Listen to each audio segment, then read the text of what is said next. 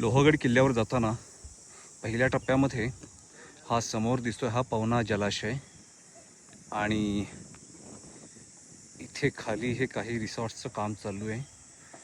समोर दिसतोय तो तिकोना आणि जलाशयाच्या ह्या बाजूला आहे तो तुंग. ह्या भागातून आणखीन बरेचसे किल्ले दिसतात. किल्ल्याच्या पहिल्या टप्प्यामध्ये ह्या ज्या पायऱ्यांचा जो मार्ग आहे इथून ही किल्ल्याची अशी बुलंद भिंत दिसते आणि या किल्ल्याची तटबंदी पाहिली की लक्षात येतं ह्याचं नाव लोहगड का आहे.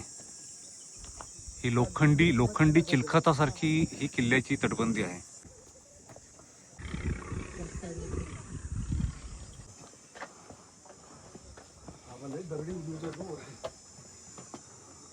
प्रॉपर गुरुजी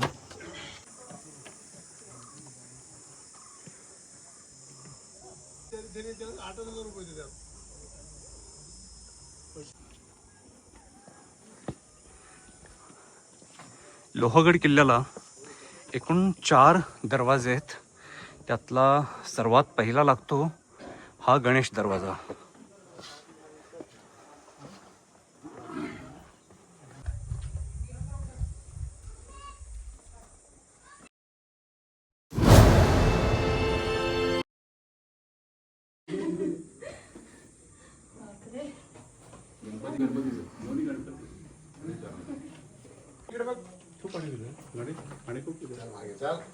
गणेश दरवाजातून आत आलं की इथेच ही पाणी जाण्याची व्यवस्था दिसते. ही इथे आहे पहारेकरांची देवडी.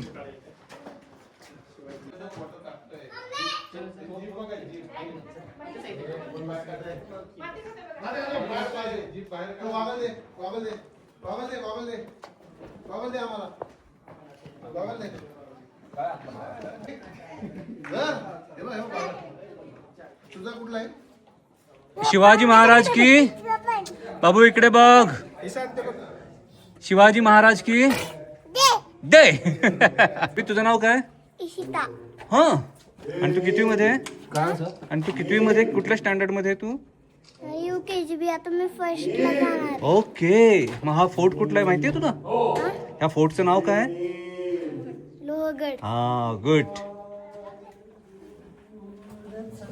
गणेश दरवाजातून आत आलं की इथेच हे बुरुजाच्या आतमध्ये ह्या पहारेकऱ्यांसाठी ही जागा आहे आणि इथून हे गडावरून खाली पाहता येतं. म्हणजे खालच्या भागावरती इकडे लक्ष ठेवण्यासाठी हे जंग्या झरोके आहेत.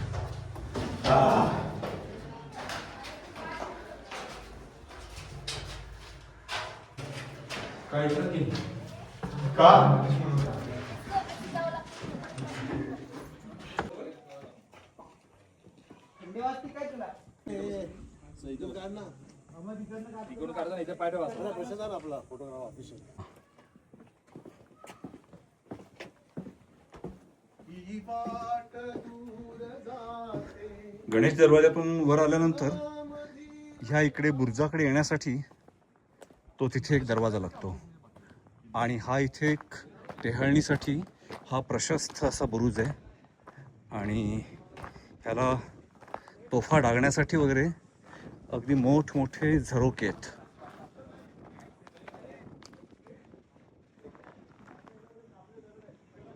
आणि अजूनही किल्ल्याच्या माथ्यावर जाण्यासाठी आम्हाला 2-3 स्टेज पार करावे लागणार आहेत.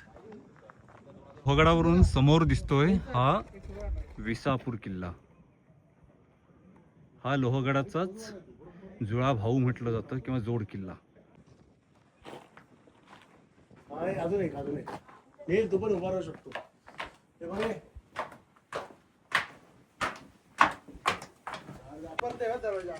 हा पूर्ण येतोय. गणेश दरवाजातून वरती आलं की त्यानंतर लागतो हा दुसरा नारायण दरवाजा.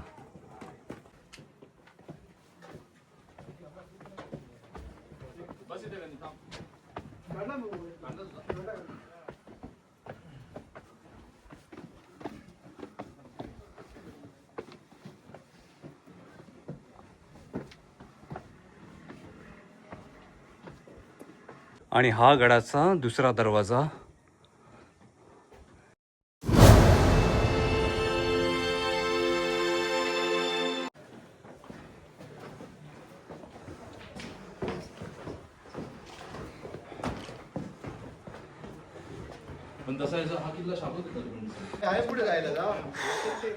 नारायण दरवाजातून वरती आलं की इथे हा एक छोटासा दरवाजा लागतो आणि इथून आपण ह्या इकडच्या बुरुजावरती येण्यासाठी वाट आहे.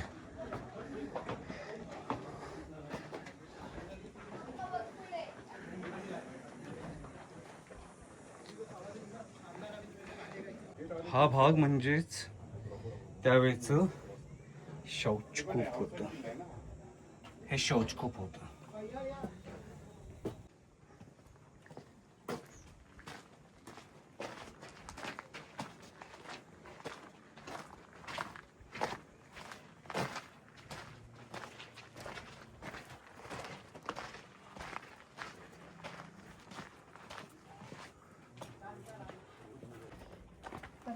नारायण दरवाजातून वरती आल्यानंतर इथे हे लागतं धान्य कोठार. परंतु हे नक्की धान्य कोठारच होतं का याबद्दल शंका वाटते, कारण इथे आजही पाण्याचा साठा आहे. त्यामुळे त्या काळात हे पाण्याचा साठा नक्कीच होता असेल. आणि माझ्या अंदाजाप्रमाणे किल्ल्याच्या सुरुवातीला म्हणजे गडमाथ्यावर पोचण्यापूर्वी धान्याचं कोठार असण्याची अजिबातच शक्यता मला वाटत नाही आहे. इथे कुठल्या तरी संस्थेने बोर्ड लावला आहे की हे धान्य कोठार आहे म्हणून, पण माझ्या अंदाजाप्रमाणे हे धान्य कोठार नसून हे पाण्याचं टाकंच असलं पाहिजे. आणि त्याच टाक्याच्या बाजूलाच हे असं आणखीन एक पाण्याचं टाकं आहे. त्यावेळेच्या ह्या दगडात कोरलेल्या पायऱ्या आहेत. आतापर्यंत आपण ज्या पायऱ्या चढून वरती आलोय ना, त्या सर्व नंतरच्या काळात, हल्लीच्या काळात बांधलेल्या पायऱ्या आहेत. परंतु ओरिजिनल ज्या पायऱ्या आहेत त्या ह्या आहेत.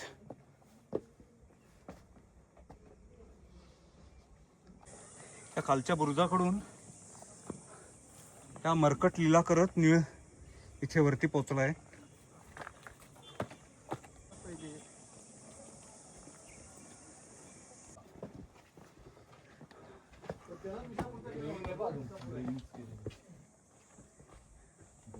आणि हा गडाचा तिसरा दरवाजा हनुमान दरवाजा. आणि काय गणेश दरवाजा. हनुमान दरवाजातून आत आलं की इथे पाहता येतील दरवाजा अडकवण्यासाठी असलेल्या खोबण्या. आणि इथे त्या पहारेकरांच्या देवडी. छोटे पारेकरी वरती ग्रिल आहे, दिसलं का?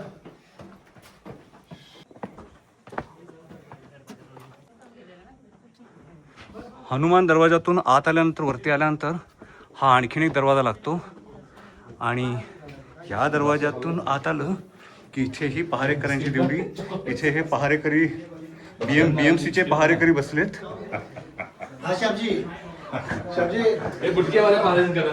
आणि ह्या दरवाजातून पुढे आलं की हा इथे दिसतो हा महादरवाजा.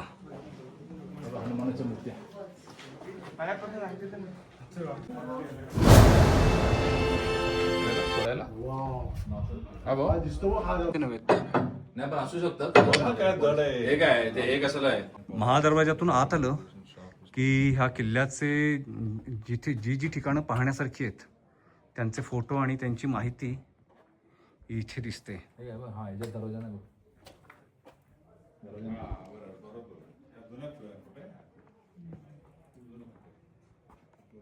काय बघण्यासारखं आहे ते.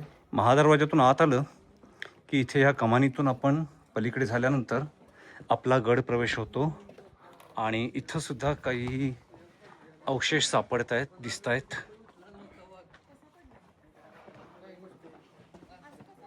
आणि इथे सुरुवातीला दिसणारी ही एक मस्जिद आहे.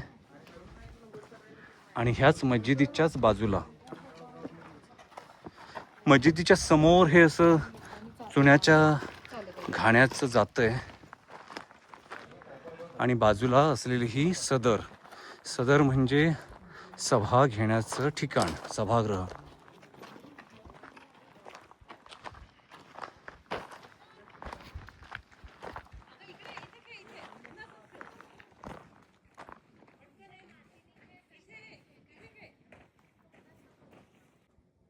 या सदरेच्या जागेवरचं आता फक्त पायथ्याचे अवशेष आहेत आणि ह्याचं आता छप्पर उडालेलं आहे.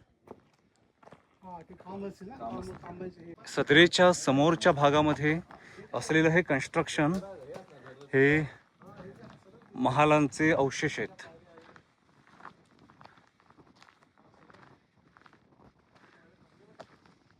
हा भाग पूर्ण इथे खूप सारं चौथऱ्यांचे अवशेष दिसत आहेत. इथे वाडे आणि महाल ह्यांचे अवशेष आहेत. या ठिकाणी पण हे वाड्याचे अवशेष दिसत आहेत आणि ह्याच्याच बाजूला ह्या घोड्यांच्या पागा आहेत. घोड्यांच्या पागा म्हणजे सुद्धा ॲक्च्युली ही लेणीच होती. त्या लेण्यांमध्ये आता घोडे बांधण्यासाठी ती जागा केली होती.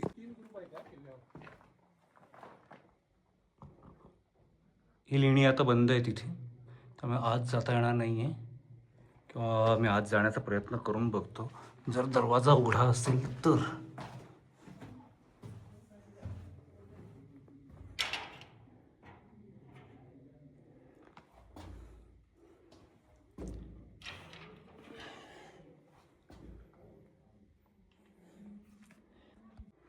आता ह्या लेणीमध्ये आतमध्ये पाणी साठलेलं आहे आणि गाळ साठला आहे खूप.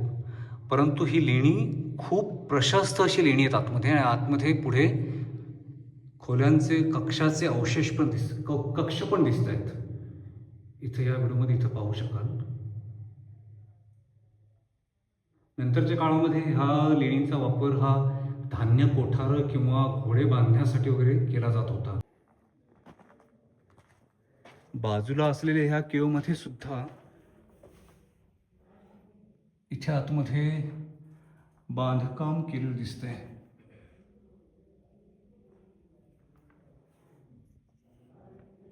या लेणीला नंतरच्या काळामध्ये हे दगडी बांधकाम केलेलं होतं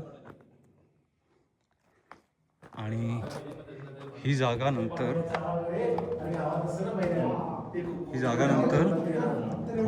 घोडे बांधण्यासाठी वापरण्यात येत होती. अगदी प्रशस्त अशी ही केव दिसते. या लेणीमध्ये हे जे चौकोन दिसत आहेत खड्डे, चौकोनी खड्डे, हे दोन्ही साईडला घोडे बांधल्यानंतर त्यांना मध्ये पाणी किंवा खाद्य हे ठेवण्यासाठी केलेली व्यवस्था असली पाहिजे.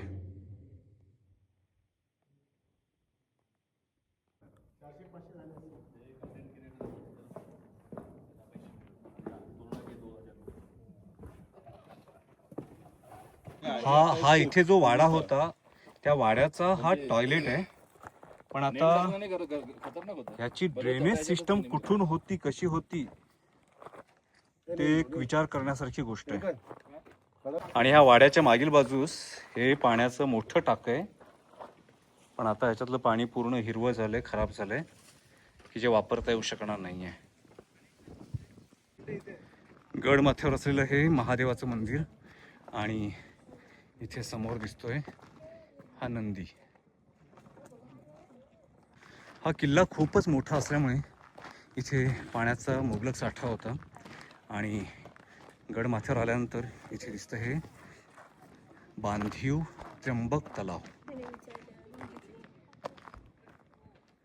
आणि इथे खाली उतरण्यासाठी दगडांच्या पायऱ्या सुद्धा आहेत.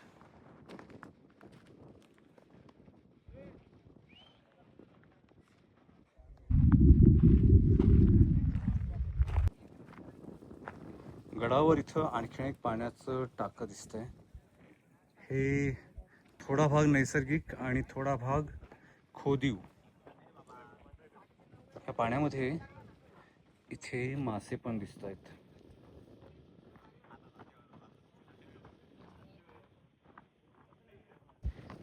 इथं आणखीन एक हे पाण्याचं टाकं आहे.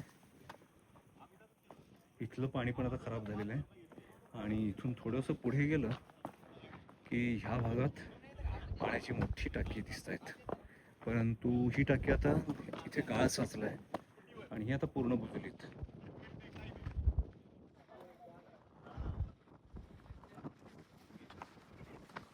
आता हे रिकामं दिसतं ना, याच्यात पाणी साचलं ना तर लगेच तुम्हाला मासे दिसतात. आता पूर्ण खराब. त्यात बेडूक आहे.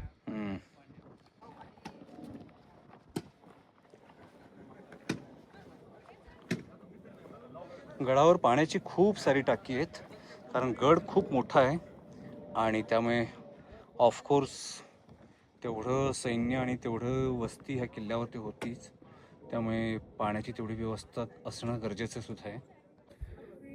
या किल्ल्याचा साधारणपणे 13व्या शतकापासूनचा इतिहास उपलब्ध आहे. किल्ला नक्की कोणत्या, म्हणजे त्याच्या आधी नक्की कोणत्या शतकामध्ये बांधला होता त्याची अगदी तंतोतंत माहिती उपलब्ध नाही आहे, परंतु किल्ल्यावर जे दगडात कोरलेली पाण्याची टाकी किंवा भुयारी टाकी आणि असलेली लेणी हे पाहता हा किल्ला सातवाहनकालीन असला पाहिजे. आणि ह्या किल्ल्याने आदिलशाही राजवट, त्यानंतर मोघलशाही आणि त्यानंतर 1670मध्ये हा किल्ला स्वराज्यामध्ये आला. या किल्ल्याची इकडची जी तटबंदी आहे ती आता सगळीकडून उद्ध्वस्त झालेली आहे. हा पवना जलाशयाचा सुंदरसा परिसर आपण इथून पाहू शकतो. समोरच्या या कातळामध्ये सुद्धा कोरीव पायऱ्या होत्या, परंतु काळाच्या ओघात या पायऱ्या झिजून गेल्यात. म्हणजे त्यावेळेला इथे बाजूला हा तटबंदीचा भाग होता आणि इथे वरती जाण्यासाठी ह्या इथे कातळात कोरलेल्या पायऱ्या होत्या.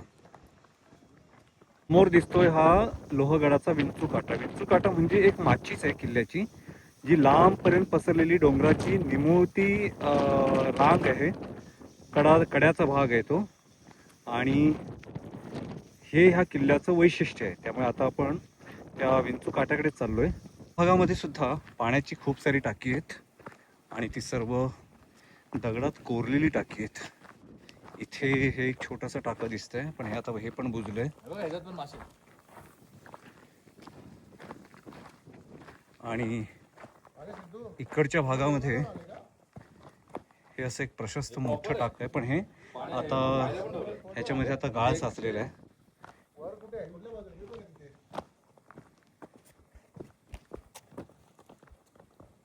लेणी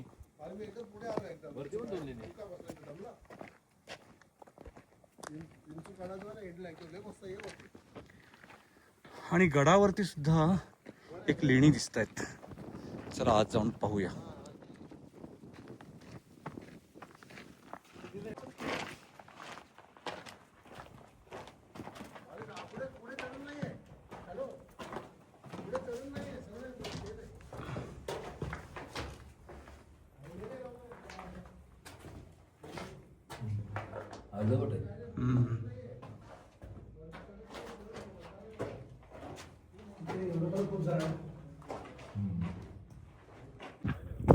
फ्रॅक्चर बंड्या. किल्ल्यावरती असलेली ही बरीचशी लेणी, पाण्याची टाकी, हे सगळं स्वरूप पाहिलं तर ह्यावरून हेच दिसून येतं की किल्ला हा सातवाहनकालीनच होता. या लेणीच्या समोरच्या भागामध्येच इथे आणखीन एक पाण्याचं मोठं टाक आहे, पण इथलंही पाणी आता खराब झालेलं आहे पूर्ण.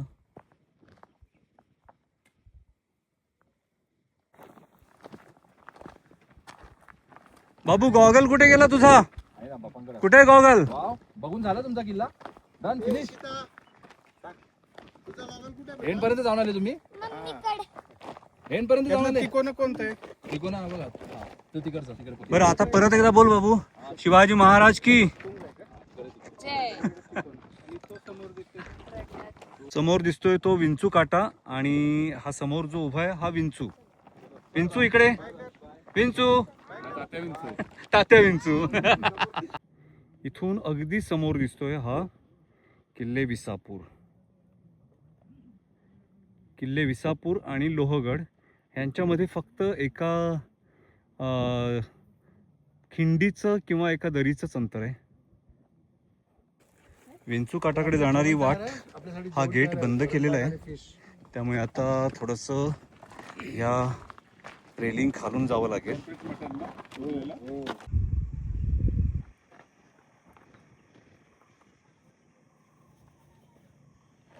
सेम प्रतापगडचा आहे ना. आणि हा विंचू काट्याचा एंड.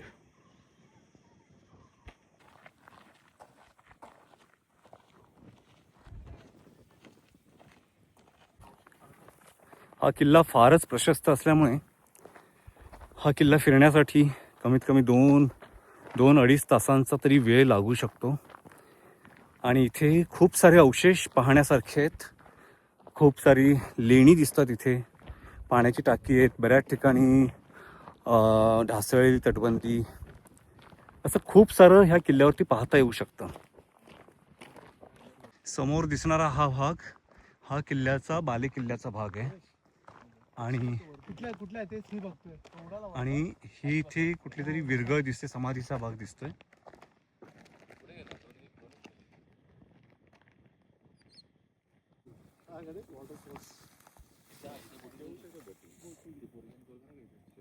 हा किल्ल्यावरचा पीराचा दर्गा. लोहगडाचं मुख्य आकर्षण किंवा मुख्य सौंदर्य म्हणावं तर हे गडाच्या मधोमध असलेला हा 16 कोनी तलाव. या तलावात उतरण्यासाठी हा तिकडून एक दरवाजा दिसतोय, जिथून पायऱ्याने आपण खाली उतरू शकतो. आणि त्या पलीकडच्या समोरच्या साईडने पण खाली उतरण्यासाठी या पायऱ्या दिसत आहेत.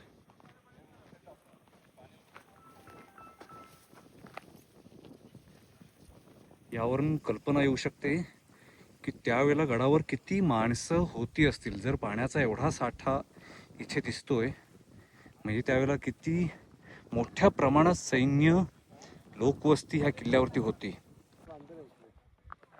नाही पण बऱ्याच गोष्टी त्यांना भेटल्या. ते entrance ही होतं ना, इथे ते मोठा बांधण्यासाठी पडलेले तर त्यांनी ते असलेली जागा. त्याचा entrance केला. इथे मोठा लावला जात, इथून ते पाणी वरती खेचलं जायचं. नाली पण आहे बघ ना. हा, आणि हे पाणी खाली वाहण्यासाठी असलेली ही इथे जागा.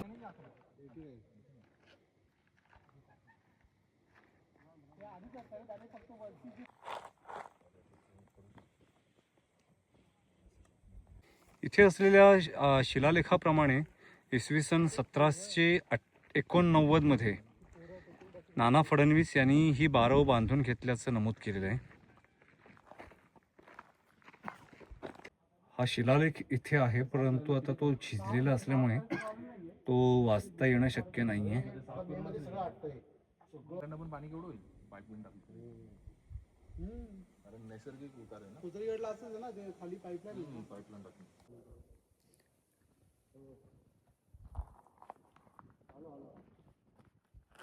चला आपल्या वाट बघतोय जेवायची. क्लीन आहे. चला आता आलं ना खालीच आहे. चला आपल्याला पाणी आहे भरपूर. चला पंगत पाणी.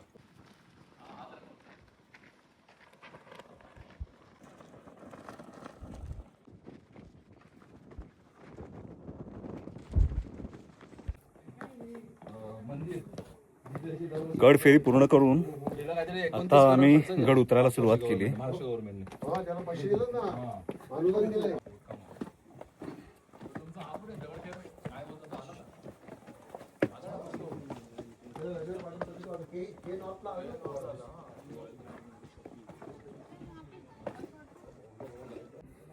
मित्रांनो, लोहगडचा हा ब्लॉग तुम्हाला कसा वाटला, ही माहिती कशी वाटली हे मला कमेंट बॉक्समध्ये नक्की कळवा. व्हिडिओला लाईक कमेंट करायला विसरू नका. आणि जर चॅनल सबस्क्राईब केला नसेल तर कृपया चॅनल सबस्क्राईब करा. थँक्यू.